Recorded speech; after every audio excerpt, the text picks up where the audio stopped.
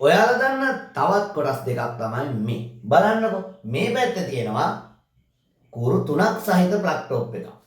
මේ පැත්තේ තියෙනවා කූරු 2ක් සහිත ප්ලග් ටොප් එකක්. මේ කූරු 2 එන්නේ මොනකටද? කූරු 3 එන්නේ මොනකටද කියලා ඔයාලා දන්නවද? කූරු 2 එන්නේ එර්ත් එකක් නැහැ. සරලව මේක පේනවනේ. කූරු 3 එන්නේ එර්ත් එකක් සහිතව. ඉතින් එර්ත් එකක් ඇයි ඕනි වෙන්නේ සහ එර්ත් එකක් නැතුව හදන උපකරණ සහ එර්ත් එකක් සම්බන්ධ කරලා හදන උපකරණ මොනවාද? ඔයාලා දන්න දේවල්.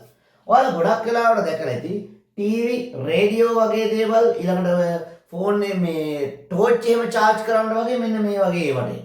හැබැයි අයන් වලට, රයිස් කුකර් වලට, හොට් ප්ලේට් වලට ඒ වගේ ඒවට එන්නේ මෙන්න මේ වගේ ප්ලග් ටොප්.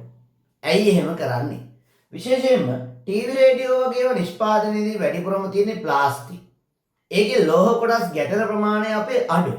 හැබැයි අයන් එක ගත්තොත් ලෝහ කොටසක් තියෙනවා. නේද? රයිස් කුකර් එක ගත්තොත් ලෝහ කොටස් තියෙනවා. එතකොට ලෝහ කොටස් ගැටෙනවා කියන්නේ ඒකෙන් අපිට කරන්ට් එක වදින්න තියෙන ප්‍රවණතාවය වැඩි. අන්න ඒක වළක්වන්න මෙන්න මේ වගේ ටෙකෝරු පේනු නැත්නම් 3-pin plug top එකක් නිර්මාණය කරලා තියෙනවා. ඉතින් ඔයත් බලන්න ඔයාලගේ ගෙදර මොනවාද මේ දෙකෙන් වැඩිපුරම තියෙන්නේ කියලා. හම්බෙමු තවත් වීඩියෝ එකකින්.